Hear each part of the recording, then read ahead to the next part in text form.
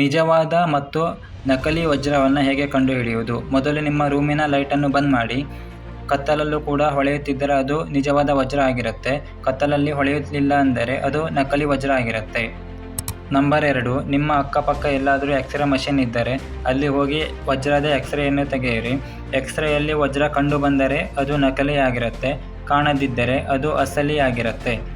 ಹಾಗೆ ಒಂದು ಮಾತನ್ನು ಯಾವತ್ತೂ ನೆನಪಿಟ್ಟುಕೊಳ್ಳಿ, ವಜ್ರದ ಎಕ್ಸ್ರೇಯನ್ನು ತೆಗೆದರೆ ಯಾವತ್ತೂ ಎಕ್ಸ್ರೇಯಲ್ಲಿ ವಜ್ರ ಕಂಡು ಬರುವುದಿಲ್ಲ. ನಂಬರ್ 3, ವಜ್ರವನ್ನು ನಿಮ್ಮ ಬಾಯಿಯ ಎದುರು ತೆಗೆದುಕೊಂಡು ಹೋಗಿ ಅದರ ಮೇಲೆ ನಿಮ್ಮ ಉಸಿರನ್ನು ಬಿಟ್ಟು ನೋಡಿ. ವಜ್ರದ ಮೇಲೆ ತುಂಬ ಹೊತ್ತು ಮಂಜಿನ ಹಾಗೆ ಇದ್ದರೆ ಅದು ನಕಲಿ ವಜ್ರ ಆಗಿರುತ್ತೆ. ಅಸಲಿ ವಜ್ರದ ಮೇಲೆ ಅದು ಹಾಗೆ ಇರಲ್ಲ. ನಂಬರ್ 4, ಒಂದು ನೀರಿನ ಲೋಟನ್ನು ತೆಗೆದುಕೊಂಡು ಅದರ ಒಳಗೆ ವಜ್ರ ಹಾಕಿರಿ. ವಜ್ರ ಮುಳುಗಿದ್ದರೆ ಅದು ಅಸಲಿ ವಜ್ರ ಆಗಿರುತ್ತೆ. ವಜ್ರ ತೇಲಿದರೆ ಅದು ನಕಲಿ ವಜ್ರ ಆಗಿರುತ್ತೆ. ನಂಬರ್ 5, ವಜ್ರವನ್ನು 30 ಸೆಕೆಂಡುಗಳ ಕಾಲ ಬಿಸಿ ಮಾಡಿ ನಂತರ ಅದನ್ನು ತಣ್ಣಗಿರುವ ನೀರಿನ ಒಳಗೆ ಹಾಕಿರಿ. ನಂತರ ಅದರ ಒಡೆದು ಹೋದರೆ ಅದು ನಕಲಿ ವಜ್ರ ಆಗಿರುತ್ತೆ. ಅಸಲಿ ವಜ್ರ ಯಾವತ್ತೂ ಒಡೆಯುವುದಿಲ್ಲ.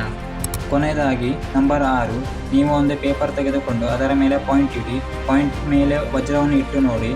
ಪಾಯಿಂಟ್ ವಜ್ರದ ಮೇಲಿನಿಂದ ಕಂಡರೆ ಅದು ನಕಲಿ ಆಗಿರುತ್ತೆ, ಕಾಣದಿದ್ದರೆ ಅದು ಅಸಲಿ ವಜ್ರ ಆಗಿರುತ್ತೆ.